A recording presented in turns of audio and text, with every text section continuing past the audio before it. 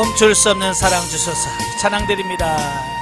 멈출 수 없는 사랑 주셔서, 끊을 수 없는 사랑 주셔서, 십자가에 달린 주님 계시니 그누가 이 사랑 끊으리. 멈출 수 없는 사랑 주셔서, 끊을 수 없는 사랑 주셔서, 주께서 주신 비전 그 말씀이 있으니 주가 명하신 이 길 걸어가리. 주님의 나라 영원하며 주님의 영광 무궁하니 나그네는 나의 삶 감사하리. 마음 다해 주님을 찬양해. 멈출 수 없는 사랑 내게 주소서. 아버지의 눈물 그 사랑은 끊을 수 없는 사랑 내게 주소서. 십자가에 달린 그 사랑. 아멘. 기도하겠습니다. 하나님, 우리의 좁은 심령을 넓혀주시고 아버지 주님의 사랑으로 충만히 채우사 원수까지도 사랑할 수 있는 우리 심령이 될 수 있도록 주님 도와주옵소서.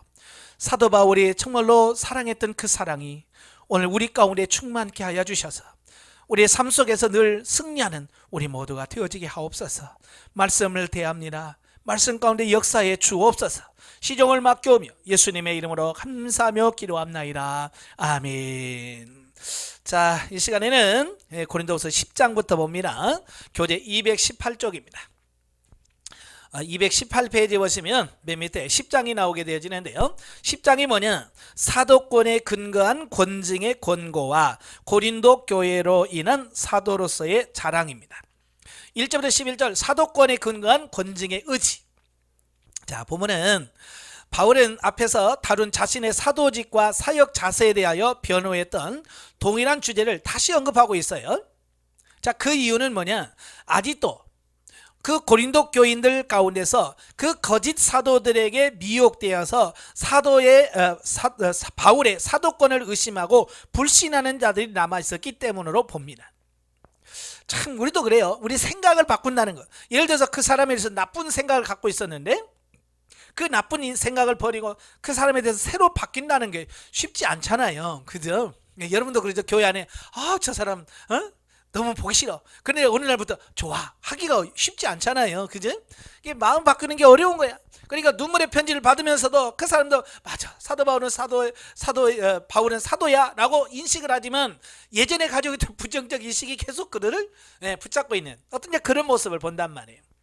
따라서 바울은 단순히 자신의 사도권을 방어적 측면에서 소극적으로 변호했던 앞서와는 달리 본문에서는 강력하게 자신의 사도권을 변호하면서 끝까지 진리로 거스리는 적대자들에 대한 엄하게 경고하면서 그들의 비난에 대하여 일일이 반박하면서 사도적 권위에 입각한 권징의 의지를 밝히고 있다라고 하는 겁니다. 그러니까 결국 너희들이 이걸 받아들이지 않으면 거기에 따라서 합당한 법에 의해서 권징을 하겠다라고 말씀해주고 있거든요. 바울의 대적자들은요, 바울이 비겁하며 육체대로 행한다고 비난합니다. 즉 대적자들은 바울이 대면하면 비굴하게 행하고 떠나 있으면 용맹하여 편지로만 큰소리 칠 뿐 실제로는 우유부단하고 비겁하게 짝이 없으면 물론 세속적이고 이기적이라고 비난을 합니다. 자, 그래서 거기에 대한 바울이 자신이 우유부단하고 비겁해 보이는 것은 그리스도의 온유와 관용을 본받아 가급적 인내하고 용서하려는 자세를 지닌 것일 뿐 결코 용기가 없어서가 아님을 밝히고 있다는 겁니다. 그러니까 세상에서는 참고 그냥 가만히 있으면 바본 줄 안단 말이에요. 그죠? 그러니까 사도 바울이 그들이 막 그렇게 막 니는 사도도 아니면서 막 그래도 다 듣고 있으니까 아 저거 우유부단해.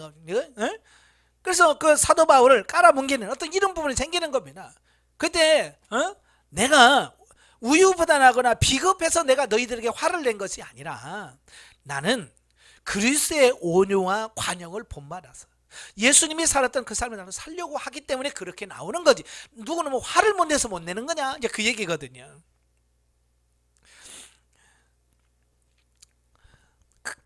그의 싸우는 싸움 역시 육체적인 것이 아닌 영적인 것임을 밝혀 대적자들의 비난을 일축하고 있다라고 하는 겁니다. 그러니까 그들은 사도 바울이 예수님을 닮고 예수님을 살려고 하는 그걸 모르는 채 그렇게 한다 그 말입니다. 여러분도 그러죠? 영성 훈련 받고 아 이제 남편에게 좀 잘해야지. 그런데 남편은 계속 밟아. 모르니까. 그러면 처음에는 아이고 훈련이겠지. 그러다가 하도 밟으면 뭐라고 그래? 가만히 있어야 날 가만히로 하나? 이렇게 나와요. 너와 끝까지 가야 되는데 끝까지 못 가는 경우가 많아요. 우리 끝까지 가셔야 돼. 아시겠죠? 사도 바울처럼 그들이 바보로 여기듯이 그래 나를 바보라고 여기든지 말든지 나는 하나님 앞에서 바른 길 가는 이런 삶이 필요한 거예요. 근데 우리는 세상에서 바보 소리 듣기 싫잖아요. 그죠? 그래서 막 똑똑한 체 하려고 하다 보니까 예수님의 사랑과 관용은커녕 서로 부딪히고 싸울 수밖에 없는 거예요. 그래서 우리가 하나님 앞에서 바보가 돼야 돼요. 세상에서 바보가 되어야 하나님 앞에서 인정받는 사람이 된다는 거 꼭 기억하십시오. 사실 바울이 온유와 관용으로 고린도 교인들을 대한 것은 용기가 없어서가 아니라 그들을 지극히 사랑하여 범죄한 자들이 모두 회개하기를 기다린 까닭이었다. 그러나 때가 되면 복종치 않은 자에 대해서 징계할 것을 계획하고 있습니다. 끝은 끝까지 내가 하지 않고 어느 단계까지 가면 내가 징계할 거다라고 말씀을 합니다. 하나님도 그래요. 참으시죠. 인내하시죠. 그러나 끝까지 참지는 않으셔. 어느 단계 가면 거기에 대한 징계를 하신다라고 하는 겁니다. 자, 12절 18절까지 보면 고린도 교회로 인한 바울의 자랑.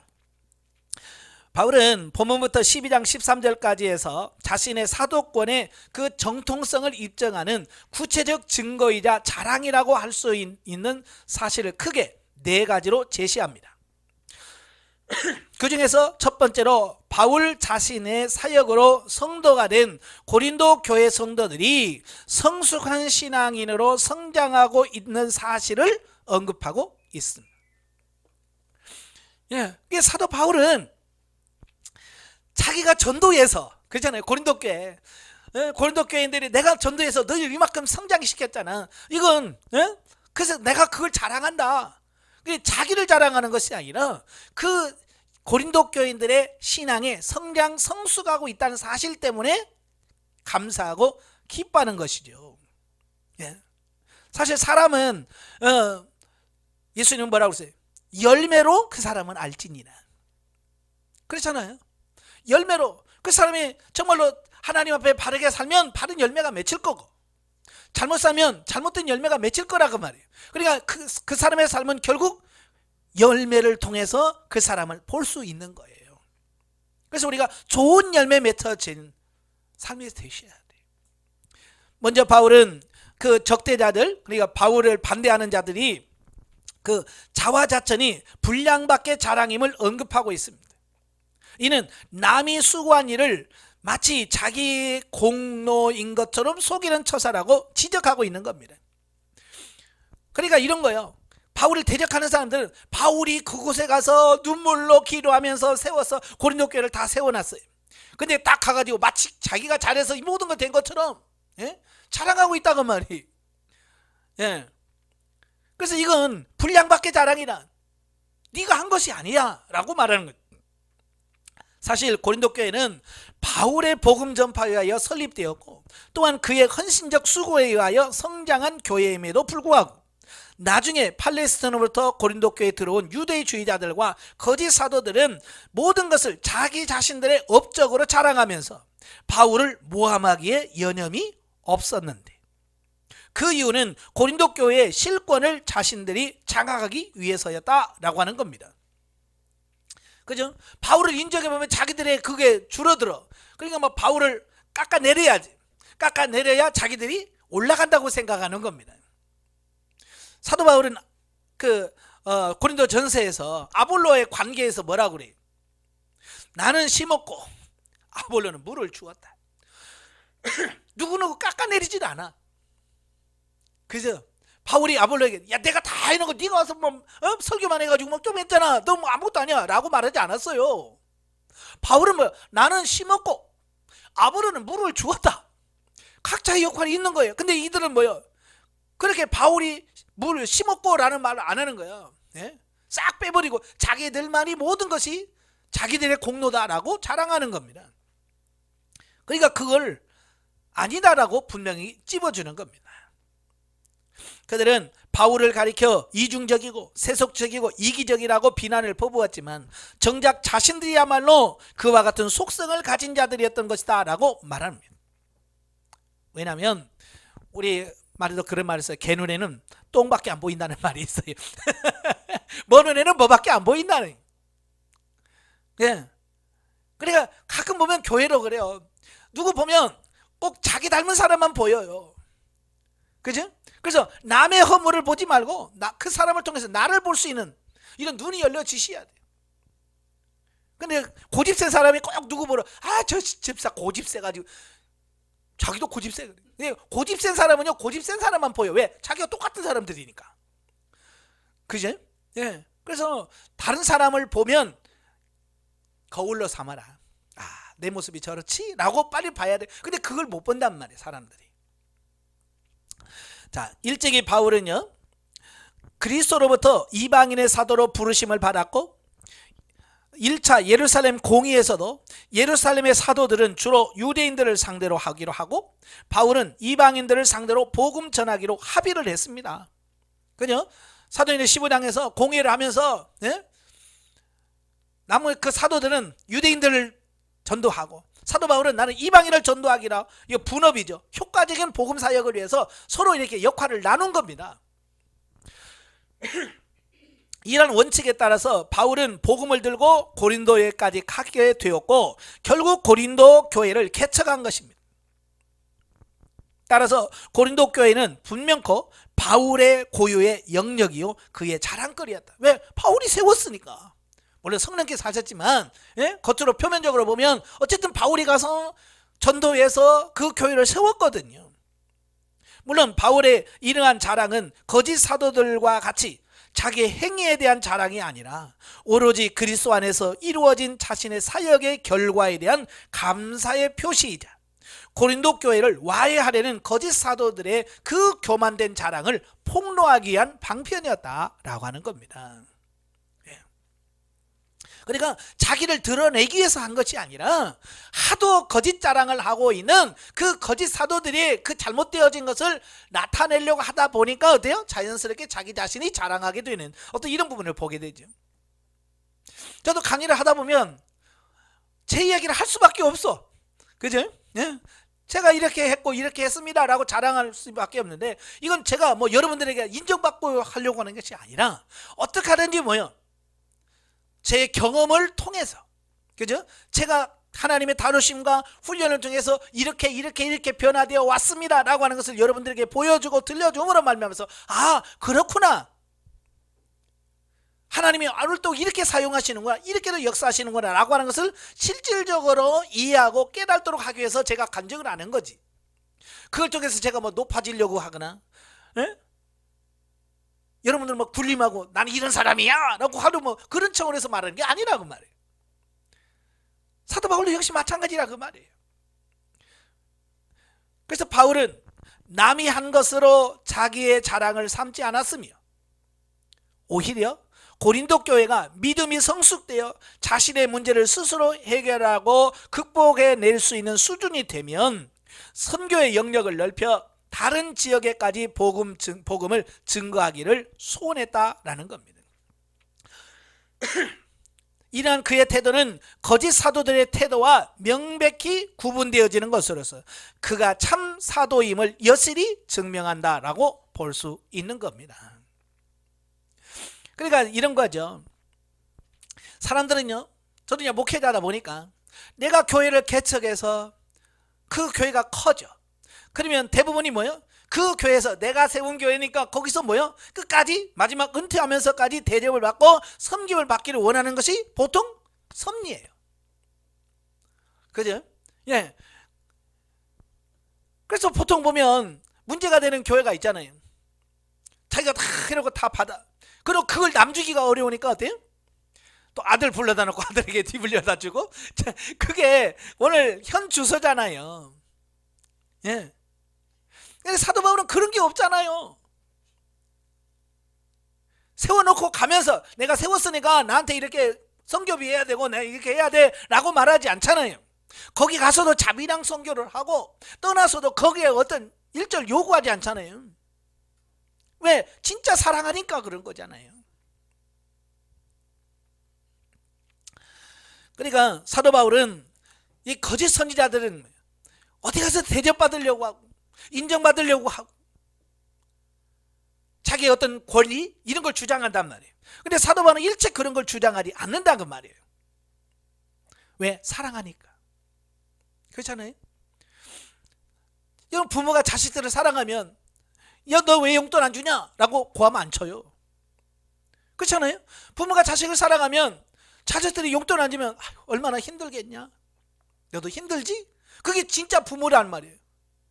근데 이게 진짜 부모가 아닌 사람은 야, 용돈 보내라. 왜 안 보내냐? 예? 그러면서 자식에게 막 호통친단 말이에요. 그게 진짜 사랑하느냐 그렇지 않느냐가 나오는 겁니다. 자, 영적이 뭐죠? 바울은 그가 경험한 영적인 깊이에 따라서 성령의 지혜로 말씀을 전하였다. 영적으로 장성한 진리의 말씀을 따라서 고린도 교인들에게 가르쳤을 때 성령의 역사로 그를 통하여 진리의 복음과 사랑이 전해지면서 고린도 교인들이 성장할 수 있었다라는 겁니다. 자, 마찬가지로 우리가 성숙하고 변화된 만큼 주위 사람들에게 영향력을 끼칠 수 있게 된다. 예, 여러분도 마찬가지예요. 여러분이 변화된 것만큼 다른 사람들에게 영향을 끼칠 수 있는 겁니다. 우리는 육신의 욕망을 위해서가 아니라 진리의 말씀대로 살고자 영적인 성숙을 향하여 나아가야 합니다. 예수님이 그 바리새인들을 향해서 뭐라고 그래요? 맹인이 맹인을 인도하면 둘 다 구덩이에 빠지느니라. 내가 누구를 인도하려면 내가 먼저 눈이 열려져야 돼요. 그죠? 내가 눈이 열려서 그들 끌어갈 수 있어야 돼요. 내가 눈이 멀었는데 어떻게 다른 사람을 끌어갈 수 있어요? 둘 다 구덩이에 빠지죠. 제가 요즘에 기도하는 게 그거예요. 아, 내가 지금 정체하면 안 되는구나. 내가 지금 너무 정체하고 있구나. 내가 더 성장해야 되겠구나. 이걸 깨달아요. 그래서 기도하면서 이제 그걸 다시 기도하기 시작했어요. 하나님, 저도 더 깊은 단계로 들어가요. 제가 더 성장 성숙해져야 저들을 더 깊이 있는 끌어갈 수 있을 텐데 내 단계에서 멈춰서 내 단계까지만 오게 하면 그들이 내 단계까지 와서 더 깊이 내려갈 수 없잖아요. 그죠? 내가 더 들어가 있어야 깊이 들어가 있어야 그들도 더 깊이 들어갈 수 있는 길을 마련해 줄 텐데 내가 은혜에 너무 그 겉에만 머물러 있으면 안 되겠구나. 하나님, 제가 더 영적으로 더 깊어지길 원합니다라고 기도하게 됐습니다. 왜? 제가 깊어져야 여러분도 깊어질 수 있기 때문에 그래요. 여러분도 마찬가지. 여러분이 먼저 세워져야 다른 사람도 세울 수 있습니다. 참 상담하다 보면 그래요. 생명단계 들어가고 이래 신분상계 상담을 할 때 보면 많은 분들이 그래요. 목사님, 왜 자꾸 사람들이 나한테 따라 붙어요? 그래요. 당연하죠. 하나님께서 지금까지 권사님을 집사님을 훈련시켜서 그 단계에 이르신 것은 혼자만 잘 먹고 잘 살라고 된 게 아니고 이제 영혼을 세워가라고. 그 불쌍한 영혼들을 붙여주실 거다. 근데 내가 세워져 있어야 그들을 인도하지. 내가 바르게 세워지지 않으면 붙여줘도 못 끌어가. 내가 바르게 세우지 않으면 붙여준 영혼들 내가 엉뚱한 데로 또 인도해. 그래서 여러분 자신이 하나님 앞에 바로 서야 돼요. 아시겠죠? 예. 11장으로 가지요. 11장은 거짓 사도들과 비교되는 바울의 자랑, 자기 자랑을 하는 이유 해명 및 수고와 고난으로 인한 사도 바울의 자랑. 1절부터 15절 거짓 사도들과 비교할 때 바울의 자랑입니다. 자, 바울은 본문에서 거짓 선지자 사도들과 자신을 비교하면서 그 거짓 사도들의 위선을 폭로함으로써 자신의 사도권의 정통성을 주장하는데, 거짓 선지자들의 위선을 폭로하는 바울의 어조는 매우 강하고 단호하기까지 합니다. 왜냐? 바울 자신의 개인적인 명예가 훼손되었기 때문이 아니라 그 거짓 사도들에 의하여 복음의 진리가 왜곡되어서 고린도 교회의 성도들이 잘못된 길로 인도될 우려가 있었기 때문이다 라는 겁니다. 그래서 저도 설교하다가 이단 나거나 저도 막 올라갑니다. 왜냐하면 그냥 조금 잘못된 길로 인도하는 정도가 아니라 그 영혼을 파괴하는 거잖아요. 그죠? 그러니까 그들에게 강하게 나갈 수밖에 없는 겁니다. 바울은 자신의 명예도 훼손되는 것도 그렇지만 더 중요한 건 뭐냐면 그들이 잘못된 길로 인도하면 그들의 생명이 달려있는 거예요. 생명. 죽느냐 사느냐 문제가 달려있어요. 그러니까 사도 바울이 이 문제에 대해서 아주 강하게 말씀할 수밖에 없는 게 뭐냐, 이건 생명이 달린 일이기 때문에 그렇다 그 말이에요. 자기 자신이 욕먹는 거 이거는 얼마든지 내가 참을 수 있다는 거야. 나 욕하는 거 그거야 인내하면 되는 거고 참으면 되는 거지. 그러나 생명을 대해서는 안 된다. 아시겠지? 네. 이건 진정한 사도는 복음 전파와 교회의 유익을 위해서라면 끝까지 사랑과 인내의 자세를 잃지 않지만 복음의 진리를 왜곡시키고 교회를 혼란으로 몰아넣는 자들에 대해서는 지극히 단호하게 대처해야 된다. 그렇죠? 교회 안에서 이런 문제는 인내할 수 있어요. 참아야 되죠.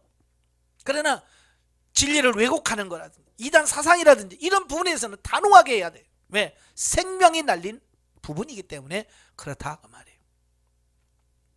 이런 맥락에서 바울은 본문을 통해서 거짓 사도들의 위선을 폭로하기 위하여 자신과 그들의 몇 가지를 비교해 보입니다.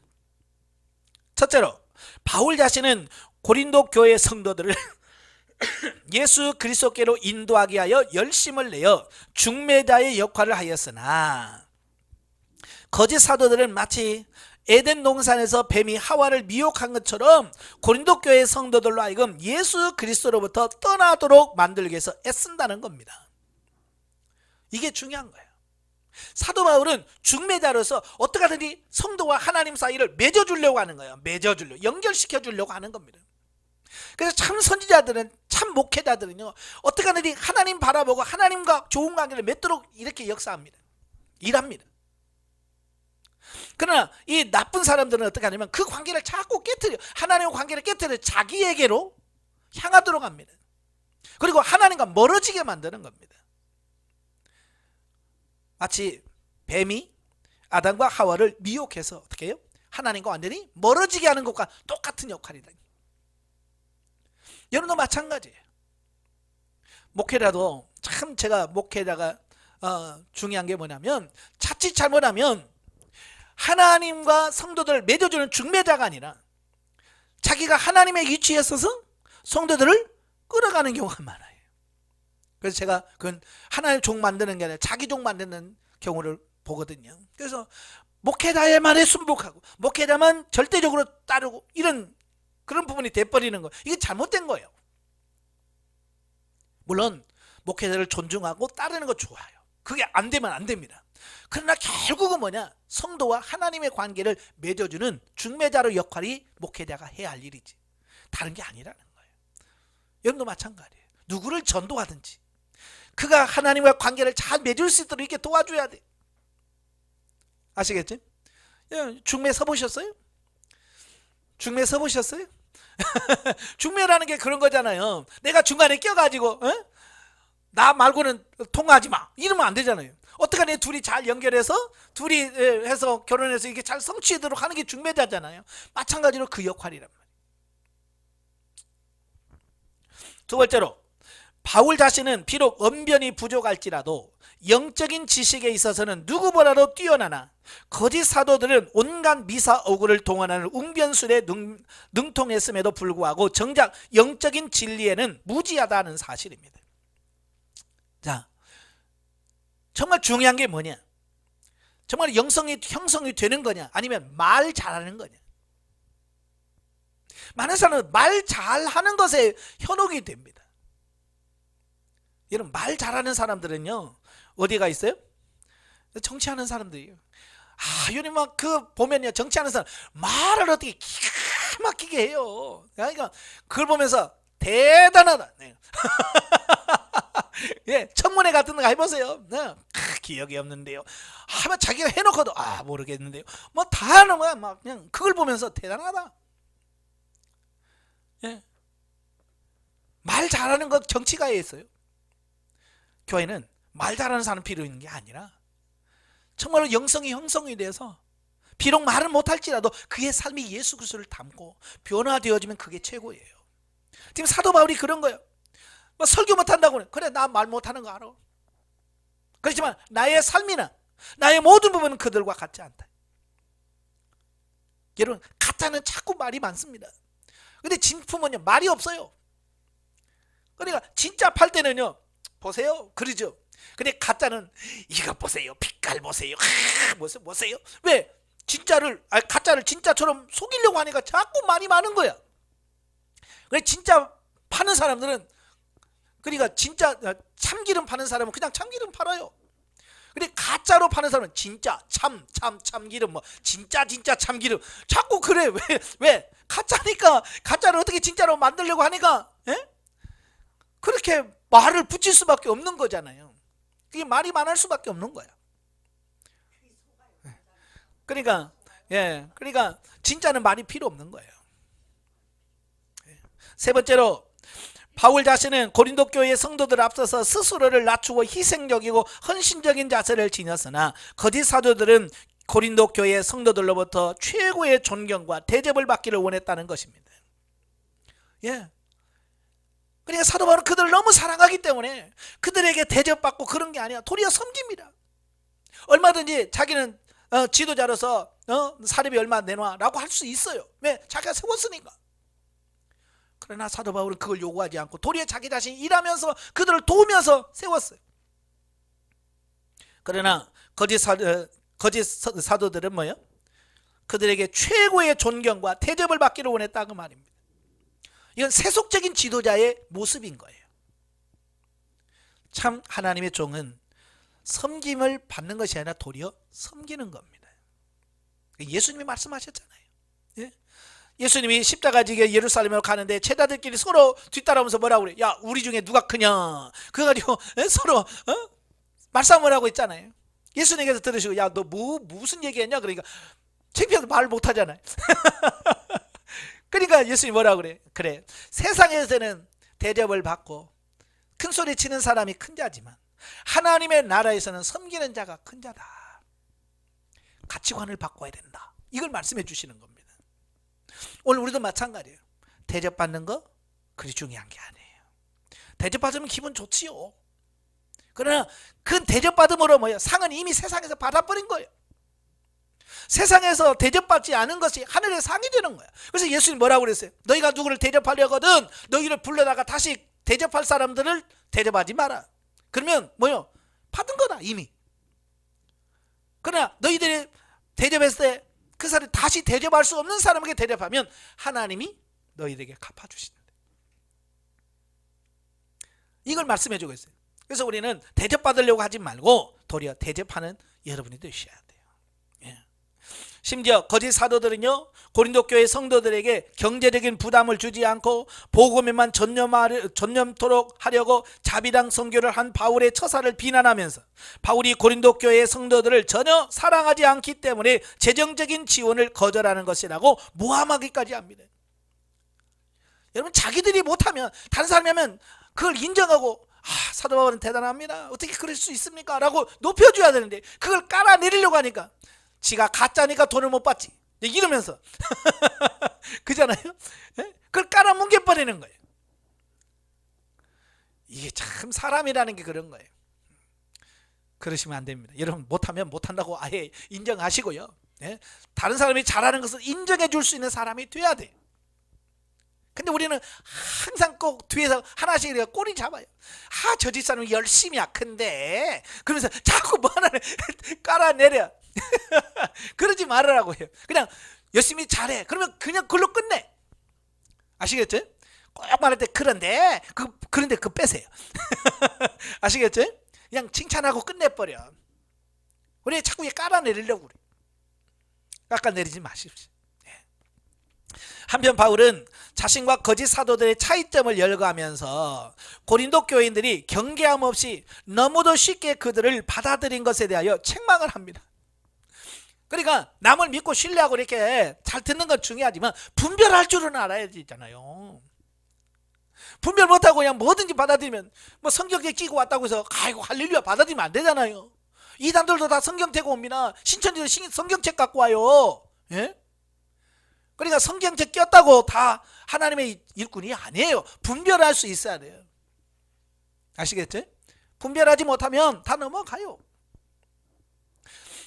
그리고 바울은 복음의 진리를 왜곡하려는 거짓 사도들의 어떤 책동에도 불구하고 자신이 전하는 복음의 길에는 거칠 것이 없음을 확신 있게 선포함은 물론, 진리를 왜곡하는 거짓 사도들의 바로 괴힐의 역군이라 사단의 일꾼이라는 사실을 분명히 밝힘으로써 광명한 천사로 가장하는 사단과 마찬가지로 스스로를 그리스도의 사도 혹은 의의 일꾼으로 가장하지만 실상은 세상적인 명예와 재물을 탐하는 자들의 불과한 자들이라고 폭로해주고 있습니다. 그러니까 이 가짜들은 진짜로 그럴싸하게 다 꾸미는 겁니다. 그죠? 그래서 어떻게 해요? 진짜처럼 보여야 되니까 가장을 할 수밖에 없는 겁니다. 심지어는 사단들도 광명한 천사처럼 자기를 꾸민다는 거예요. 그러니까 겉모습 봐가지고는 이게 사탄인지 천사인지, 뭐 우리가 뭐 사단 마귀 그리라면 막 뿔 달리고 막 이렇게 이빨 막 이렇게 나고 이런 걸로 그리겠지만 절대로 안 그렇습니다. 원래 타락한 천사들은, 사단은 천사들이에요. 타락했지만. 그러니까 원래 모습 가지고는 그들을 분별할 수가 없습니다. 예. 어쩌면 그들이 더 천사보다도 더 천사다울 수 있습니다. 꾸밀 수 있으니까. 그래서 겉으로만 보면 안 돼요. 요즘에도 그런 게 참 많잖아요. 그럴싸하게 꾸며서 자기 이속 챙기면서, 예? 한 사람들이 얼마나 많습니까? 장애인 돕는다라고 하는 명목하에서 장애인 단체를 세우고 거기서 어때요? 자기 부를 누리고 자기 모든 걸 다 챙긴 사람 얼마나 많습니까? 심지어는 성추행을 하고 막 성폭행을 하고 얼마나 그렇습니까? 그건 탈을 쓴 거지. 그렇잖아요. 광명한 천사처럼 다 착한 일 한다라고 다 속여놓고 속에서는 다 챙기는, 이건 하나님이 기뻐하는 게 아닌 거예요. 우리는 겉과 속이 일체가 돼야 돼요. 아시겠죠? 예. 16절 33절에 보면 자기 자랑에 대한 해명 및 수고와 고난으로 인한 바울의 자랑입니다. 바울은 본문에서 그가 사도로서의 직분을 수행하면서 겪어야 했던 극심한 고난과 수고를 언급함으로써 고린도 교회의 성도들이 거짓 사도들의 허탈한 자랑에만 현혹되어 진실을 바로 알지 못하고 바울 자신과 복음을 무시하자 부득불 그들의 양육을 위하여 자랑이라는 어리석은 방법을 채택하여 거짓 사도들의 외적 조건만을 보고 거짓 복음에 현혹된 고린도 교인들이 돌이켜 회개하기를 바라는 것이다 라고 하는 겁니다. 결코 자랑, 자기를 드러내는 것은 하나님의 방식이 아니에요. 그죠? 그래서 사도 바울은 자기를 자랑하지 않으려고 그래요. 근데 하도 그 엉뚱한 거짓사들이 자기 자랑을 막 하고 사람들이 다 속는 거야. 그죠? 저도 이제 보면 그래요. 저한테 와서 자기가 어떤 사람인지 막 자랑을 합니다. 막 교회에서 이렇게 봉사하고 이렇게 헌금하고 막 속을 보고 있는데 겉으로 막 자랑을 합니다. 예, 겉으로 그만한다고 속을 모를까요? 하나님은 자랑하는 거 기뻐하지 않으셔요. 예. 그래서 바울 역시 하도 자랑하니까 야 그래? 한번 해볼까? 이제 그런 거거든요. 그냥 자기를 드러내는 것이 아니라 그들을 부끄럽게 하려고 지금 이 자랑을 내세우는 겁니다. 자, 한편 주의 사역에 대한 헌신과 수고에 있어서 아무도 바울 자신을 능가할 수 없음을 변증하기 위하여 본문에 언급된 바울의 고난은 이미 고린도후서 6장 4절 5절에서 언급한 바 있듯이 인간의 한계를 초월할 만큼 극심한 것들이라고 할 수 있다. 그들이 하도 잘 믿는다, 잘 섬긴다 하니까, 그래? 너 예수 믿는다고 때문에 너 굶어봤어? 너 예수 믿는다고 때문에 매 맞아 봤어? 너 예수 믿는다고 때문에 너 죽을 고비 당해봤어? 너 돌 맞아 죽어봤어? 그 얘기거든요. 그러니까 이 거짓사도를 해봤어야지. 그렇죠? 내가 말이지 설교는 이렇게 잘해 뭐 그런 건 할 수 있지만 예수님을 통해서 고난받고 순환받은 거 이건 해봤어야지. 그렇잖아요. 바울의 그 자신의 앞에서 그거는 뭐 아무도 명함도 못 내미는 거예요. 그러므로 자신의 전생애를 예수 그리스도께로부터 받은 사명 곧 복음 증거를 위하여 온전히 바친 바울이 아니고서야 결코 감당하기 어려웠다는 겁니다. 그렇잖아요. 주님을 위하여 목숨을 걸고 생명을 걸어야만 돌에 맞아 죽는 것을 하고, 죽더라도 또 가고, 감옥에 들어가서 창고에 차고 매를 맞으면서 또 복음 전하고, 죽인다 그래도 또 전하고. 그게 가짜가 그럴 수 있냐 이거요. 진짜니까 그러죠. 가짜는 그렇게 할 수 없다는 거예요. 하지만 바울을 비난하고 모함하는 거짓 사도들로부터 도무지 바울이 당했던 것과 같은 고난을 겪을 필요가 없었는데, 왜냐하면 그들의 목표는 복음 전파가 아니라 자신들의 욕망을 달성하는 것이기 때문이다라는 겁니다. 바울은 정말로 복음을 전해서 영혼을 살리는 게 목적이지만 그들은 뭐요? 적당히 해서 그냥 자기 잘 먹고 자기 일신상의 어떤 평안을 위해서 했기 때문에 그들은 목숨을 거기다 안 거는 거예요. 걸 이유도 없죠. 그래서 좋을 때 다 가서 단물 싹 빼먹고 힘들면 뭐예요? 아, 주님이 떠나다고 가버리는 거예요. 왜? 진짜가 아니기 때문에 그런 거예요. 따라서 바로 이와 같은 차이점이 바울의 사도권을 증명해주고 거짓 사도들의 위선을 폭로시킨다라고 할 수 있는 겁니다. 참으로 고난이 닥치기 전에는 과연 누가 진정한 사도인지 분간하기 어렵고, 또한 진실된 성도와 명목상의 신자를 가려내기 쉽지 않다. 그죠? 평소에는요, 누가 진짜인지 가짜인지 이게 구분이 안 됩니다. 그러나 교회에서요, 어려움 당해봐요, 금방 표시납니다. 정말로 뭐 교회 좋을 때는요, 뭐 이 교회가 최고라고 하다가요, 고난 당해봐요, 이게 하면 교회인가? 그리고 획 하고 가버려요. 이게 진짜인지 가짜인지 거기서 드러나는 거예요. 고난은 참과 거짓 성도를 구별할 수 있는 시험지예요. 그러니까 여러분들이 고난 왔을 때, 여러분도 고난에서 아이고 나 안 믿어, 그러면 여러분이 가짜라는 얘기예요. 고난이 와도 사도 바울처럼 끝까지 하나님 믿고 고난을 통과할 수 있는 삶이 되어야 내가 진짜라는 표시가 나는 거거든요. 아시겠죠? 그래서 성도들이 그래요. 교회가 힘들어요. 그러면 끝까지 그 교회에 충성해라. 제가 늘 그러는 거거든요. 나와, 그게 아니에요. 정말로 진짜라면 그 교회가 정상으로 갈 때까지 기도하고 눈물을 흘리면서 기도해라. 만약 우리가 예수 그리스도의 고난에 동참하려는 태도를 지니고 있지 않다면 결코 우리는 스스로 참된 복음 사역자는 성도로 여겨서는 안 된다. 진짜 성도는 주와 함께 고난을 당해야 돼요. 아시겠죠? 오직 예수 그리스도를 위해 이 땅에서 우리가 겪는 고난이야말로 하나님의 나라에 속한 우리의 신분을 확증해주고, 또한 우리의 신앙 인격을 좀 더 성숙하게 단련시켜서 주님을 위해 더욱더 새롭게 헌신할 수 있도록 만들어주는 것입니다. 그래서 하나님께서는 사랑한다고 하면서 고난을 주시는 이유가 미워서가 아니라 고난을 통해서 내가 만들어주고 새로워지기 때문에 고난을 주실 수밖에 없는 겁니다. 그래서 우리는 고난 중에 감사하고 고난 중에 기뻐하면서 주여 이걸 통해서 내가 새로워지고 변화되길 원합니다 라고 하는 겁니다. 이게 진짜인 거예요. 훈련받다가 몇 사람은 아이고 힘들어요 못하겠어요 가버려. 이게 가짜니까. 그렇잖아요. 끝까지 가셔야 돼요. 끝까지. 영적이해 보죠. 당시 고린도 교인들은요, 지혜로운 자처럼 행했지만 바울의 영적인 복음보다는 유대의 율법주의와 헬라의 영주주의 사상에 물들어 있던 거짓 교사들의 잘못된 복음을 기꺼이 받아들였다. 우리가 헛똑똑이란 말 들어보셨죠? 똑똑하다라고 하는데 헛똑똑이야. 자기들은 잘났다고 지혜롭다고 하는데 그렇지 않은 거죠. 분별을 못하는 겁니다. 그러니까 속아 넘어가서 진짜인지 가짜인지도 분별 못하고, 그래서 속아 넘어가는 겁니다. 우리도 헛똑똑이가 되면 안 됩니다. 영적 분별력을 달라고 기도하셔야 돼요. 네. 오늘날 우리에게도 진리의 말씀보다는 육신의 이익을 주는 소리에 귀를 기울이고 보여지고 나타나는 현상에 치우치는 성향이 있는지 살펴보고 진리의 말씀으로 자기를 다듬어야 합니다. 보여지고 나타나는 현상, 지금도 그게 많이 속잖아요. 그죠? 기적과 이적을 추구하고. 요즘에는 이 기적과 이적을 쫓아가면 안 됩니다. 네. 왜? 사단들이 더 잘나.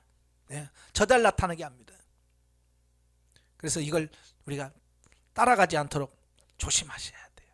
오직 말씀만이 여러분 추구해야 될 바입니다. 자, 12장으로 가지요.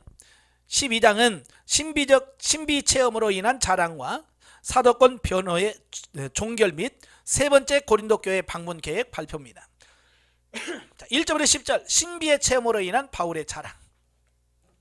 바울은 자신의 사도권의 정통성을 입증하기 위해서 자신이 겪은 신비의 체험을 소개하고 있습니다. 바울이 이처럼 그의 신비 체험을 언급하는 것은 단순히 인간적인 자랑을 하기 위함이 아니라 하나님의 능력과 계시의 이대성을 나타냄으로써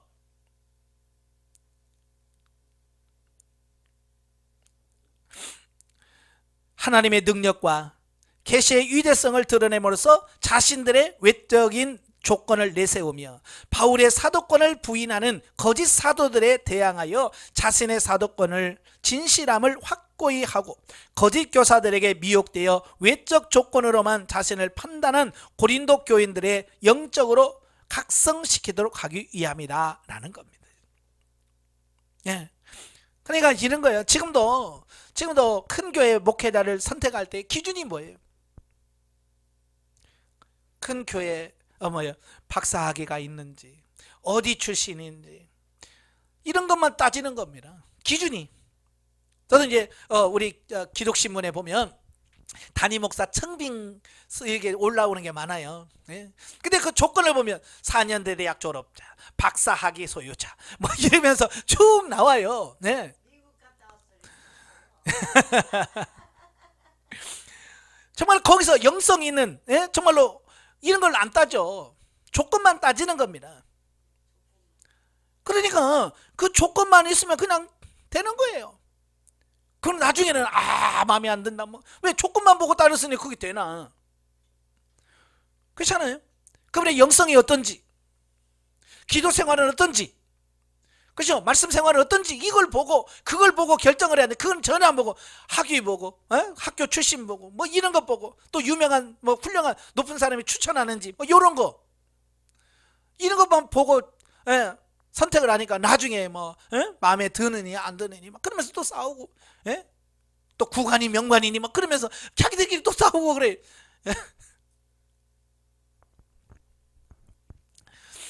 그래서 영적으로 깨어있는 어떤 이런 부분들이 중요한 겁니다. 그래서 하도 그들이 어디 출신이니 누구 제자니 이런 걸 자랑하니까 사도 바울이 결국은 뭐냐면 되지도 않은 거 자랑하지 마. 나는 셋째 하늘 하나님 앞에 가본 사람이야. 그런 말이에요. 그 말은 뭐야? 예? 그 말을 들은 사람들 뭐 엄해 기주고 그전 하늘 보고 왔다는데 그 밑에서 뭘 명함을 내밀겠어요. 그렇잖아요. 그러니까 사도 바울이 자기의 사도성에서 하도 비난하니까 자기가 아닌 것처럼 얘기합니다. 그죠? 내가 어떤 사람을 아는데 셋째 하늘까지 올라왔다. 근데 결국 자기 얘기잖아요. 그러니까 하도 사도 바울을 가라 뭉개고 무시하고 막 하니까 내가 이래 해도 내가 셋째 하늘에 올라갔던 사람이야. 그 말하니까 거기에 대해서는 게임 체인지로 할 게 없잖아. 그보다도 하나님 보고 왔다는데 뭐라고 할 거야. 그러니까 오죽했으면 사도 바울이 그러겠어요. 그러니까 그렇게 자기 자랑 안 했으면 사도 바울은 이 얘기도 안 했을 거예요. 예? 셋째 하늘 올라갔다는 말도 안 했을 거야. 근데 하도 그러니까 예? 마지막에 한 방 카운트를 남기는 게 넌 그 셋째 하늘에 갔다 온 거거든요.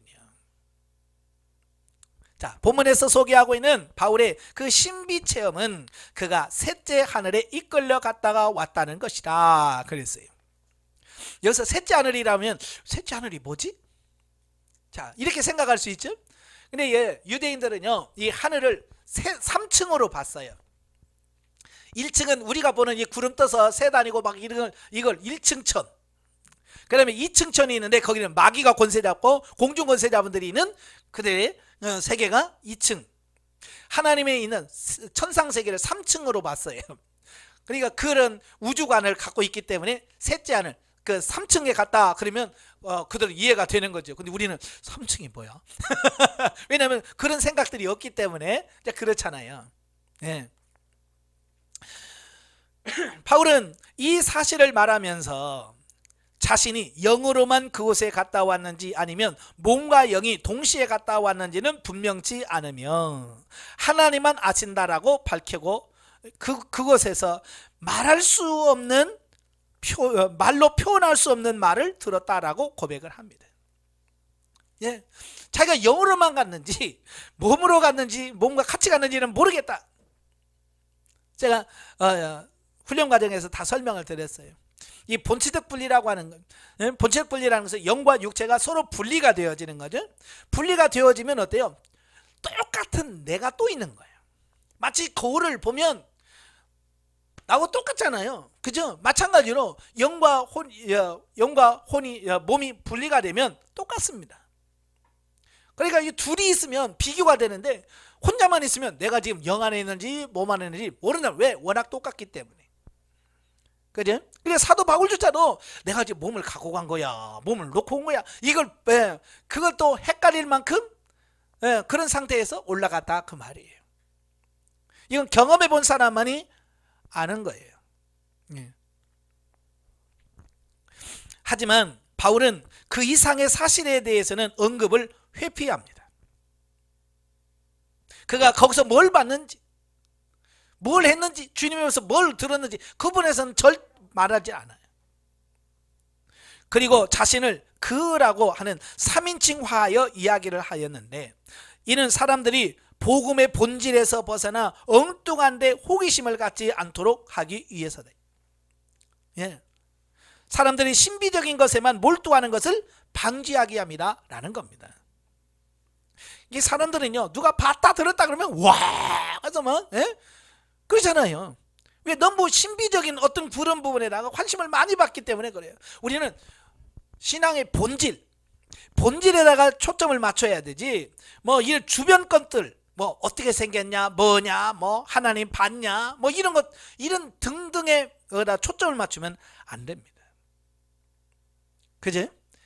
가끔 보면 너무 보고 왔다 막 여기다가 너무 해가지고 막 그 사람을 신비하게 막 생각하는 그럴 필요 없습니다. 예, 그럴 필요 없어요. 예, 갔다 왔으면 아유 그러시냐 참고만 하면 돼. 아 저분은 저렇게 보고 왔구나. 그래야지 와 해서 뭐 따라가서 아 그러면 그 신비한 손으로 나 좀 안수 좀 해주세요. 뭐 이런 필요 없다 그 말이에요. 그냥 그것은 그분의 영적인 성장을 위해서 또 하나님의 나라를 위해서 하나님께서 그냥 경험시켜주고 체험한 것 뿐이에요. 예, 그것이 초점이 되면 안 되고 그게 목표가 되면 안 되는 거예요. 그래서 7절부터 10절에 보면 바울은 그가 본 환상과 계시로 인하여 교만해지지 않도록 하나님께서는 그의 육체의 가시를 주셨다라고 말합니다. 중요한 거예요. 그가 교만하지 않도록 하나님께서 육체의 가시를 허락해 주셨어요. 물론 이 육체의 가시가 뭔지는 분명하지는 않아요. 우리가 추측할 뿐이에요. 많은 분들은 안 지릴 것이다. 굉장히 눈이 안 좋았을 거다. 왜? 그가 다메섹으로 가는 도중에 햇빛보다 더 밝은 빛을 보았고 눈이 가려졌고 그런 과정을 통해 아마 눈이 확 상했을 거다. 뭐 이렇게 보는 사람이 있고 어떤 분은 간질이었을 거다. 간질이 뭐 그냥 뭐 사람들 앞에서 막 누가 막 버튼 물면서 뭐 이렇게 가고 경직되는 그런 거 있잖아요. 그런 병이었을 거다. 뭐 이렇게 추측을 합니다. 그러나 안 봤으니 모르죠. 그러나 사도 바울이 여기서 육체 가시라고 하면서 그가 심각하게 고백하는 것은 그게 얼마나 심각한 것인가라고 하는 것을 우리에게 짐작을 할 수 있는 거예요. 예. 그런데 바로 다만 그것은 대단한 고통스러운 것이었고요. 사도 바울도 감당하기 어려운 부분이었어요. 사도로서. 그러니까 그걸 놓고 어때요? 지속적으로 3번씩이나 이 가시를 해결해 달라고 기도할 만큼 그에게는 심각한 어떤 문제였다라고 보는 것은 사실입니다. 그런데 그것은 그냥 너 괴로워, 너 힘들어봐, 그래서 준 게 아니란 말이에요. 그로 하여금 교만하지 않도록. 왜? 정말로 셋째 하늘까지 올라갔다 왔으니 그게 자칫하면 이게 교만하면 얼마든지 교만할 수 있잖아요. 그래서 하나님께서 더 이상 교만하지 않도록 하나님께서 딱 어느 선까지만 딱 해서 하게 하시는 겁니다. 그게 우리를 위해서 하시는 거예요. 그래서 100% 완전한 사람이 세상에 있을까요? 없을까요? 없어요. 그러니까 공부 잘하는 사람, 머리 좋은 사람은 육체가 안 좋든지, 그죠? 이게 머리가 몸이 잘생긴 사람은 머리가 나쁘다든지, 그러니까 뭐든지 하나님께서 이렇게 흠을 주셔. 왜? 너는 완벽한 게 아니야. 너 교만하지 마라고 하는 하나님에게 사인이거든요. 근데 우리는 그걸 감사하면서 그래요. 그래야 되는데 이것만 없으면 내가 좋을 텐데 맨날 그것만 있었으면 좋겠네. 그러고 있단 말이에요. 하나님께서 안전장치를 딱 걸어놓은 건데 그것만 자꾸 빼내려고 그래. 여러분 자전거에 브레이크 빼봐. 어떻게 돼요? 사고 나죠. 마찬가지로 그게 없으면 나는 사고 나요. 그것 때문에 내가 남아있는 거거든요. 그래서 사람들 보면 다 자기들만의 하나님께서 브레이크로 딱 걸어놓은 게 있습니다. 어떤 사람은 키가 작든지 어떤 사람은 못생겼든지 하여간 뭐든지 그래요. 이렇게 해서 그 사람을 더 이상 교만하지 않도록 하시는 하나님의 손길이 있는 거예요. 그러니까 그걸 감사해야 돼요. 근데 너무 힘들거든요. 사실 저도 해보니까 힘들더라고요. 저도 8년 동안 목발 주고 살리면서 정말 이 생활을 하면서 얼마나 진짜 정말 안 당해본 사람 몰라. 근데 그것이 결국 나를 세워가는 과정. 그래서 얼마나 고통스러운 3번이나 간구했을까요? 그래서 여기서 3번은 주여 고쳐주세요. 뭐 이 정도가 아니에요. 여기서 한 번은 40일 이상은 금식하면서 기도했다고 하는 뜻이에요. 그러니까 그 정도로 기도할 정도면 얼마나 그 육체의 가시가 컸는지 아시겠죠? 예? 그렇지만 하나님 뭐라고 그래? 내 은혜가 내게 족하다 라고 말씀하시면서 고쳐주지 않은 겁니다. 왜? 그것이 있어야만 바울이 바울 될 수 있고 사도로서 사명을 감당할 수 있기 때문에 그런 거예요. 그래서 우리 생각과 하나님의 생각이 다른 거예요. 그러니까 내 생각이 다르다고 하나님 원망할 필요 없어요. 내 생각이 낫겠어요? 하나님의 생각이 낫겠어요? 당연하죠. 내 생각보다 하나님의 생각이 나아요. 그래서 그래요. 하나님 뜻대로 하옵소서 이러면 돼. 근데 우리는 그걸 가지고 자꾸 시험 들 필요 없다 그 말입니다. 바울은 자신의 약함으로 인하여 그리스도의 능력이 자신에게 계속 머물 수 있다는 것에 감사하고 오직 예수 그리스도를 위하여 모든 고난을 기쁘게 받아들였습니다. 이러한 바울의 태도는 자신의 외적 조건을 자랑하기에 여념없었던 거짓 사도들의 태도와 극명하게 대조되는 것으로서 그의 사도로서의 진실성을 잘 드러낸다라고 볼 수 있지요. 11절 13절에 보면 사도권에 대한 최종 변호. 자, 본문에서 바울은 자신의 사도된 표를 제시함으로써 지금까지 논의해온 자신의 사도권에 대한 변호를 최종적으로 마감을 합니다. 자, 여기서 자신의 사도권을 확정하는 증표가 뭐냐? 첫째, 오래 참음. 그 다음에 표적. 세 번째, 기사. 그 다음에 능력을 들고 있습니다. 참으로 바울은 예수 그리스도의 사도로서 온갖 고난과 핍박에도 불구하고 이 모든 것을 참고 견디며 복음을 전파했습니다. 아까도 말한 것처럼 가짜였다면 그렇게 그 고난을 참으면서 그걸 할 수 있는 그러면서도 보람을 느낄 수 있는 그럴까요? 가짜인데? 그렇잖아요. 진짜니까 거기서 보람을 느끼기 때문에 그 고난을 참는 거 아닙니까? 오래 참음이라고 하는 것은 진짜라 내가 진짜니까 그런 거야 라고 하는 표시라 그 말입니다. 그리고 그는 입으로만 복음을 증거한 것이 아니라 하나님께로부터 비롯되는 초자연적인 이적과 권능을 행함으로써 다른 사람들로 하여금 회개하고 복음을 받아들이도록 만들었다. 그러므로 바울의 사역을 자세히 살펴보면 그가 지닌 사도권의 진정성은 절대로 의심할 수 없는 것이었다. 그래서 에베소 사도행전 19장에 보면 에베소에 갔을 때 사도 바울의 손으로 희한한 기적들이 나타난다고 그랬잖아요. 예? 그게 뭐요? 하나님께서 얘는 진짜야 라고는 표현이 뭐요? 각종 기적들을 표력을 그의 손을 통해서 나타남을 통해서 하나님이 얘는 진짜다 라고는 보여주는 거잖아요. 한편 본문에서 바울은 사도권 변호를 위해 어쩔 수 없이 자랑하는 것조차 어리석게 여기고 있습니다. 고린도 교회의 도움을 받지 않는 것도 공평에 어긋났다 하여 용서를 구하고 있습니다. 예. 그러니까 하도 거짓 선지자들이 사례비를 안 받은 것은 지가 자격이 없어서 그런 거야 라고 막 비난하니까, 그렇게 했다면 내가 너희를 공평하게 대하지 못하는 부분까지도 용서해달라 라고 그냥 자기 입장에서만 하는 것이 아니라 상대방의 입장에서도 고려해보는 이런 넓은 마음을 가지고 있는 겁니다. 예. 우리 같으면 어떻게 하세요? 이게 나쁜 거다? 예? 이게 좋은 거지? 그러면서 니들이 나쁜 거지? 이랬을 거예요. 근데 사도 바울은 그렇게 말하지 않아. 참 사도 바울의 말을 보면 대단해. 예? 내가 너희들에게 다른 교회에서는 사립이 받았는데 너희들은 사립이 안 받았는데 내가 이렇게 공평하게 대하지 못한 거 요거 용서해 주라. 그것까지도 용서를 구하는 그 바울의 모습을 보게 돼. 이러한 바울의 모습 속에서 성도는 진정한 겸손함을 배울 수 있다. 따라서 무슨 일을 하든지 간에 성도는 자랑이나 교만이나 내세움으로 가지 말아야 함을 명심해야 할 것이다. 나를 높이는 것이 아니라 오직 예수 그리스도 하나님만 높이는 삶이 되어야 된다. 그 말이에요. 자, 14절부터 22절까지 보면 바울의 3차 고린도 방문 계획 발표. 본문은 10장 1절부터 14장 10절의 결론이야.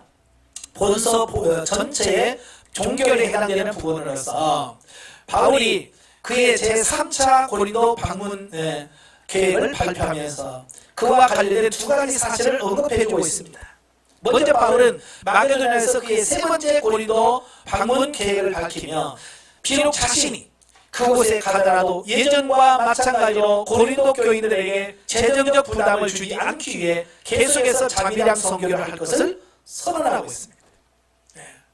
그러니까 남의 눈치 보고 남이 뭐 이렇게 한다고 해서 바꾸는 그런 게 아니라는 겁니다.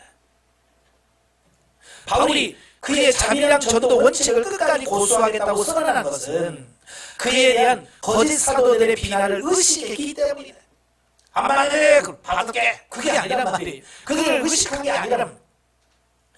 고린도 교회의 거짓 사도들이 바울이 고린도 교회에서 자비랑 선교한 것을 고린도 교회에 대한 사랑이 부족하기 때문이라고 모함했기 때문에 그게 아니야. 난 사랑이 없어서 아니야 라고 하는 것을 증명하려고 하다 보니까 나는 똑같이 또 하더라도 너에게 사례를 받지 않고 내가 자비랑 선교를 하겠다 라고 말하는 겁니다. 예.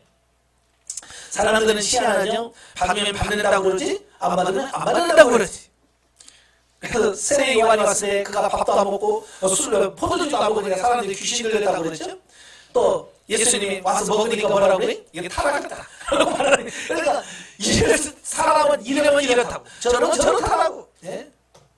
진짜 그래요. 그러니까 사람들에다가 맞추면 안 돼요. 왜? 각자 자기들은 이랬다고 얘기하니까. 여러분 10사람 생각이 다 다르고 10사람 생각 어떻게 다 맞춥니까? 그렇잖아요. 다 맞출 수는 없어요. 그렇다고 해서 바울이 재정적 도움을 받는다면 그들은 바울을 또 자기 욕심을 채우고 개인의 유익을 위하여 봉사력을 이용한다라고 또 비난하는 것이 분명합니다. 안 받았다 그러니까 그래 받을게 그러면 또 이게 돈 받고 돈만 한다 이렇게 또 그럴 거란 말이에요. 네. 그래서 바울은 고린도 교인들이 오해를 하지 않도록 고린도 교회에 대한 사랑을 어린 자녀에 대한 부모의 사랑에 비유하면서 자급전도 원칙을 고수하겠다라고 선언하고 있습니다. 그래서 때로는 힘들어도 신념, 자기가 이게 옳은 거야 라고 생각하면 그걸 밀고 갈 수 있는 부분도 필요한 거예요. 진리가 진리가 아닌 이상은 자기 신념도 필요한 거예요. 그러니까 제가 목회하면서 나는 헌금방울이 안 돌리겠습니다. 제가 목회 신념이거든요. 그럼 헌금방울 돌리는 사람은 잘못된 거냐? 저는 잘못됐다고 말하고 있지 않아요. 그냥 제가 목회하면서 처음 경험한 걸 보면서 나는 그렇게 하겠다라고 한 것이 되게 신념인 거예요.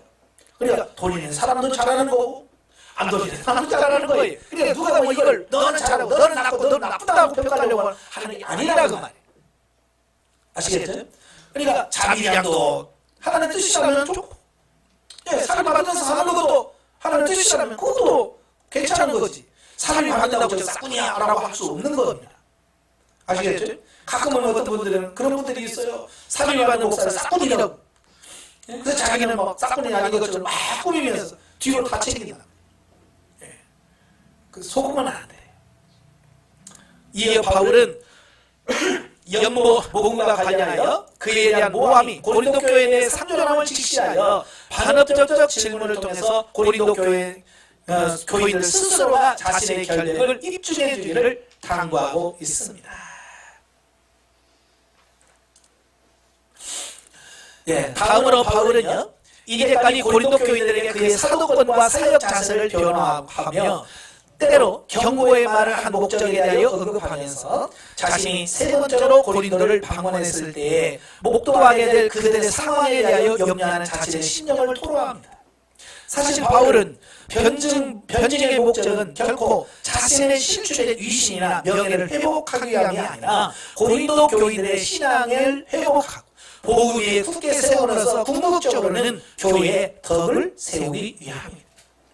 사도 바울이 편지를 써보낸 것도 결국 교회의 덕을 위해서고, 예? 예, 찾아가는 것도 역시 교회의 덕을 세우기 위함이다 라고 하는 부분을 여기서 밝히면서 고린도 교회는 바울이 소위 준엄한 편지, 예, 다른 말로 눈물의 편지를 받아본 이후, 내가 서론에서 말씀드렸죠? 고린도 교회에다가 세 번의 편지를 보냈어요. 첫 번째 보낸 편지가 고린도 전서고, 두 번째 보는 준엄한 눈물의 편지라고 하는 편지는 없습니다. 성경에 이렇게 정경으로 포함되어 있지 않기 때문에 남아있지 않아요. 그리고 세 번째 보낸 편지가 고린도 후서거든요. 그러니까 두 번째 보낸 편지를 받고 많은 교인들이 회개하고 바른 신앙을 가졌으나 여전히 일부의 사람들은 거짓 사도에게 미혹되어 그를 비난하며 복음을 무시하며 또 불의 가운데 행하고 있었다. 따라서 바울이 당장의 고린도를 방문한다면 부득불 그러한 자를 징계할 수밖에 없고, 그러게 되면 교회 상황은 더욱 악화될 것이다. 이러한 상황은 바울이 결코 원하는 것이 아니었다. 그래서 바울은 그의 사도로서의 진정성을 변화하고 그의 전한 복음이 진리임을 고린도 교인들로 하여금 깨달게 함으로써 그들이 돌이켜 회개하기를 바랐다는 겁니다. 그러니까 사도 바울은 어찌하든지 그들의 영혼이 다치냐, 그죠? 실족하지 않고 어떻게 구원받아서 자신의 생명에 이르기를 원했다는 거 말이에요. 그러니까 얼마나 그 사랑하기 때문에 그랬나.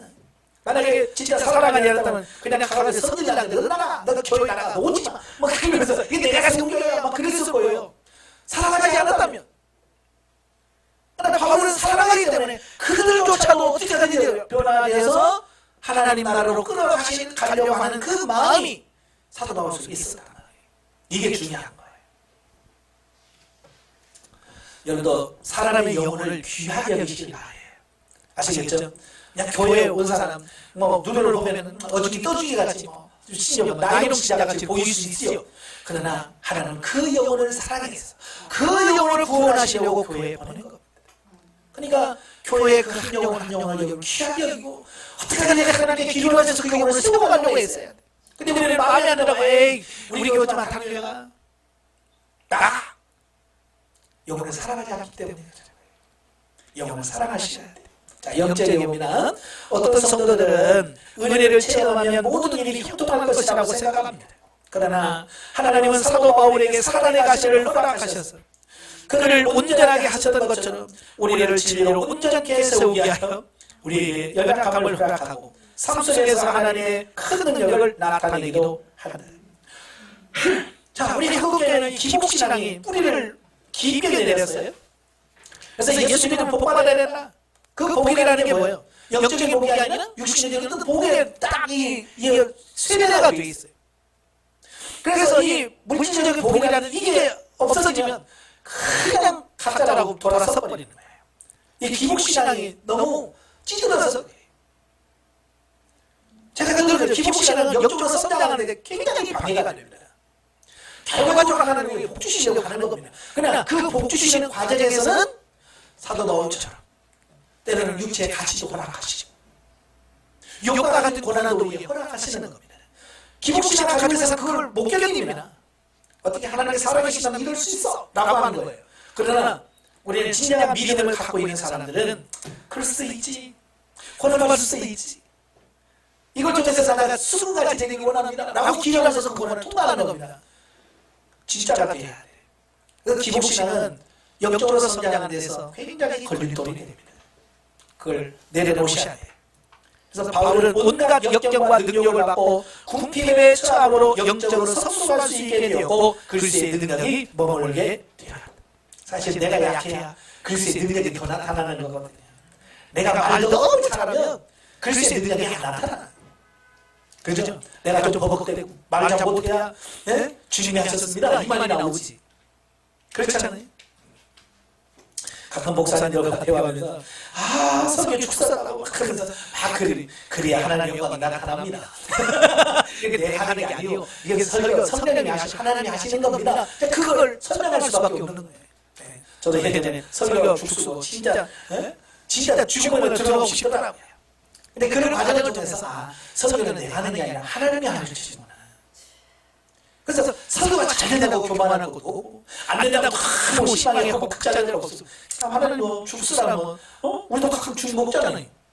그렇잖아요? 영적으로 죽도 먹어야지. 날마다 뭐 삼겹살 먹고 고기만 먹습니까? 네. 그래 여러분도 가끔 목사님들이 죽을 쓰면 아이고 오늘 죽이 필요하구나 그러면 돼. 근데 막 우리는 또 목사님이 기도도 안 하고 그러지 마세요. 하나님 또 목회자를 세워가는 과정에서 한 번쯤 또 그렇게 역사하실 때가 있거든요. 자, 마지막 13장입니다. 최종 경고와 권면 및 끝맺는 인사. 1절에서 10절 바울의 마지막 경고와 권면입니다. 본문에서 바울은 단호하게 고린도 교회 성도들에게 최종적으로 경고한 가울로 권면을 하고 있는데요. 먼저 바울은 고린도 교회 성도들에 하여 자신이 지금까지 경고와 권면에도 불구하고 죄악과 불의를 회개하지 않는 자들이 있다면 이에 3차 방문 때는 결코 용납하지 않겠다라고 강력하게 경고를 하고 있습니다. 왜냐하면 지금까지 많은 기회를 줬거든요. 2차 두 번째 편지 보내면서 회개하라고 말씀했거든요. 그럼에도 불구하고 회개하지 않는다면 이제는 징계밖에 없다라고 경고하고 있는 겁니다. 이러한 바울의 경고는 그가 고린도 교회 성도들을 징계하기 위함이 아니라 이미 밝힌 바와 같이 어떤 방법으로든지 그들을 회개시켜서 바른 신앙의 길로 인도하기 원하기 때문이라는 겁니다. 예, 그러거든요. 여러분 자녀들이 잘못했어요. 매를 들어야 되는데 때리기 싫어. 그러면 어디다 때려요? 방바닥 때리잖아요. 말안 들어요. 방바닥이 문제가 있다고. 방바닥을 때립니까? 그죠? 방바닥 사도 바울도 그런 거야. 진짜 가서 그를 때리기 싫은 거야. 그럼 회개를 시켜야 되겠고. 그러니까 여기서 엎어놓는 거지. 가만두지 않을 거야? 라고 하는 말은 회개라 그 말이잖아요. 방바닥 때리면 애기도 방바닥 때린다고. 따랐어요. 네. 바울은 마음을 아프게 하고 터무니없는 비난과 모함으로 그를 대적했던 고린도 교회의 성도들이지만 바울은 끝까지 믿음의 아버지로서 그들에 대한 사랑을 잃지 않았던 것이다. 이런 바울의 마음을 여러분 이해하시길 바라요. 아시겠죠? 한편 고린도 교회 성도들이 징계의 대상이 되기를 원치 않았던 바울은 그들을 향해서 너희는 믿음 안에 있는가 너희 자신을 시험하고 너희 자신을 확증하라 라고 촉구합니다. 이거 매우 중요합니다.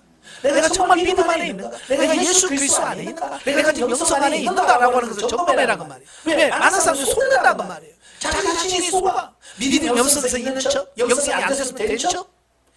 진짜로 확인을 해봐야 돼. 내가 정말 그리스도 안에 있나? 내가 정말 믿음 안에 있나? 이 부분을 확증하라. 시험해보고 확증하라 그 말입니다. 왜? 속으면 나중에 주님 앞에 가서 속아 안에 그걸 끝나잖아.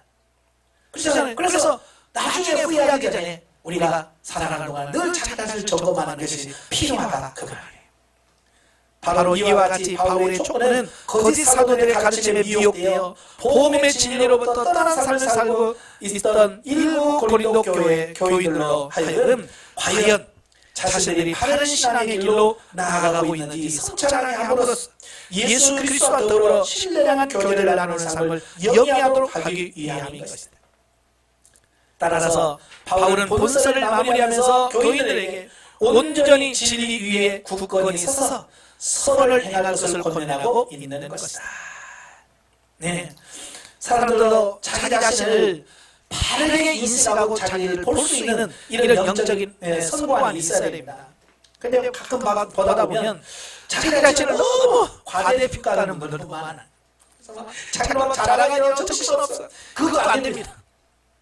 또 반대로 또 열등감 때문에 아무도 못하다면 저 사람이 바보예요? 뭐 그렇게 너무 열등감에 빠져 이런 사람도 안 돼요. 정확하게 나의 사명이 뭐며 나의 소명이 무엇이고 나의 장점이 무엇이고 나의 문제점이 뭔가 단점이 뭔가 이걸 분명하게 알 수 있는 이런 삶이 필요한 거예요. 그래야 내가 장점을 알고 단점을 알면 이걸 정확하게 이 부분을 보충하면 되겠다. 이걸 알 수 있는 겁니다. 자기 자신을 모르니까 뭘 더 해야 되는지 뭘 꺾어야 되는지 이걸 모르니까 자기 자신을 속아. 그래서 여러분들 자기 자신을 되돌아보시죠. 저도 마찬가지예요. 저도 늘 신앙생활에서 하나님 제가 하는 기도가 정말 하나님을 원하시는 기도입니까? 그래서 제가 하는 기도도 점검 받아요. 설교를 하면서 하나님 제가 지금 이런 설교를 하는데 이 설교가 정말 하나님이 원하는 설교입니까? 내가 정말 영적으로 맞는 설교입니까? 왜냐하면 가다 보면 자기가 잘못된 데는 잘못된 줄 모르고 가는 경우가 있거든요. 그래서 늘 자기 자신을 점검하는 부분이 필요합니다. 그래서 제가 성장하신 분들에게 항상 점검하라고 하나님의 음성을 듣다 할지라도 그것이 정말 하나님의 음성인지 그걸 점검해 봐야 해요. 왜냐하면 점검하지 못하면 자기 욕심을 따라가면서 그게 자기 욕심이라는 걸 몰라요. 그죠? 난 기도하다가 응답 받았어요. 그래서 무조건 막 밀어붙이는 거예요. 근데 그게 욕심에서 나올 수도 있잖아요. 그죠? 그래서 내가 하나님의 음성을 들었다 할지라도 그걸 점검해 보셔야 돼요. 하나님 이게 맞습니까? 이게 정말로 하나님께서 원하는 겁니까? 라고 하나님의 점검 받으셔서 순종하셔야 돼요. 네. 고린도 교회 성도들은 바울의 사도권을 의심하거나 다른 사람들의 혼을 비난하는 일에 열심을 내기보다 먼저 자기 자신들의 믿음이 온전한 상태에 있는지를 살펴보아야만 했다라는 겁니다. 그러니까 남의 말하고 남을 평가하게 되네 먼저 나를 볼 수 있는 사람이 돼야 돼. 그래야 되지. 그렇지 않으면 우리가 이 순서가 바뀌면 안 돼. 만약 그들이 복음의 진리를 올바로 이해하고 온전한 신앙 가운데 있었다면 결코 바울의 사도권을 의심한다거나 공공연한 비난과 모함을 일삼지 않았을 것이다. 그렇죠. 그들의 복음의 진리를 바로 쓰다면 바울을 잘못됐다고 비난하지 않을 거예요. 바울의 사도권을 거부하지 않았을 거예요. 그러니까 그들이 사도 바울을 비난하고 그랬다는 얘기는 뭐예요? 자기들의 판단과 평가가 지금 잘못되어 있다는 것을 이야기하고 있는 거거든요. 11절 13절 마지막 문안 인사입니다. 보면은 고린도 교회 보면은 공식적인 두 번째 서신을 마감하면서 고린도 교회 성도들을 격려하면서 마게도냐 지방에 있는 성도들의 문안 인사를 전하고 그의 전형적인 축도로 본서의 대인을 장식하고 있습니다. 이러한 부분에서 몇 가지 주목해야 될 것은 첫째로 바울은 고린도 교회 성도들을 형제다라고 부르고 있다라고 하는 겁니다. 결국 이러한 호칭은 지금까지 언급된 바울의 책망과 경고와 호소가 예수 그리스도 안에서 그들을 향해 지닌 바울의 애정을 근거한 것임을 볼 수 있습니다. 형제들아 이 말은 뭐예요? 사랑한다는 얘기죠. 여러분한테 마음에 안 들면 뭐라고 그래? 이베수야! 남편도 소생이 뭐라고 그래? 아니 왜 예수? 그러잖아요. 사도 바울이 고린도 교회 성도들이 그렇게 심각한 전도하고 그러면 사도도 아니라고 그러지 말도 안 되라고 그러지 막 그러면 사도는 입장에서 얼마나 열받겠어요. 그지? 근데 이게 왜 쏘라! 그랬을 때 그런데 그를 민수들아 그러지 않고 형제들아 라고 말하는 겁니다. 이걸 우리가 잘 기억하셔야 돼요. 그래서 우리는 우리 말을 잘 안 듣거나 반대하는 원수를 대할 때 나를 힘들게 하고 이렇게 반발할 때 있잖아요. 얼마나 미워요. 그죠? 그럼에도 불구하고 뭐예요?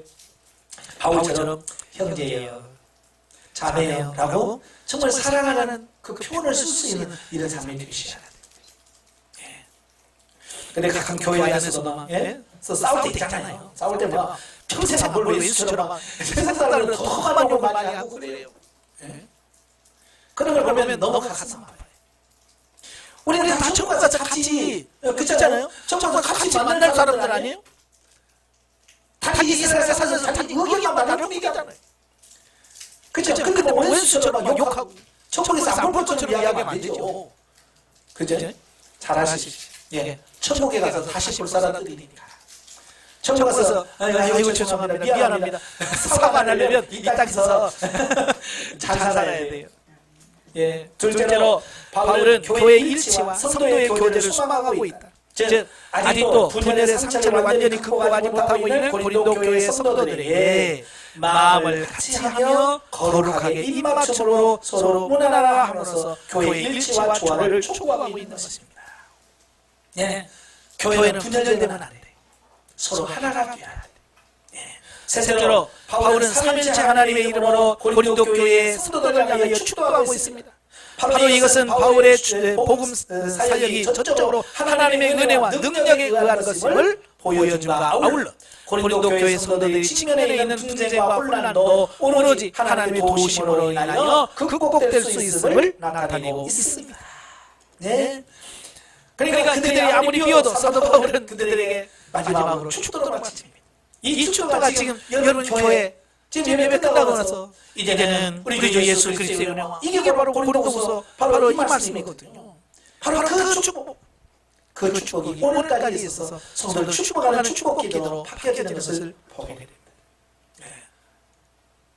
영적인 법이란 바울이 하나님께 구한 것은 고린도 교인들이 진리 안에서 영적으로 온전해지는 것이다.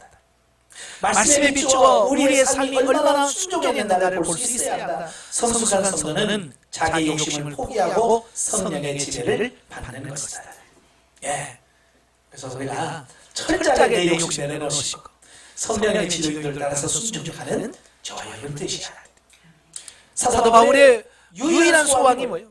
그의 성장에서 온전해져서 하나님이 기뻐하시는 하나님의 자녀로 세우는 것. 이게 사도 바울의 목표였고 그게 기도 제목이었고 목회의 초점이었습니다.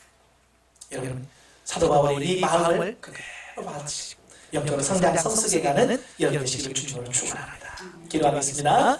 은혜로우신 아버지, 이 고린도후서를 보면서 정말 사도 바울의 그 심령을 절절히 깨달았습니다. 그 영혼을 사랑했던 그 영혼의 사랑의 마음이 오늘 우리에 있게 하시고 정말 우리도 동일한 마음으로 사랑할 수 있는 우리가 될 수 있도록 도와주시옵소서. 예수님의 이름으로 감사하며 기도하나이다. 아멘. 하나님 감사드립니다.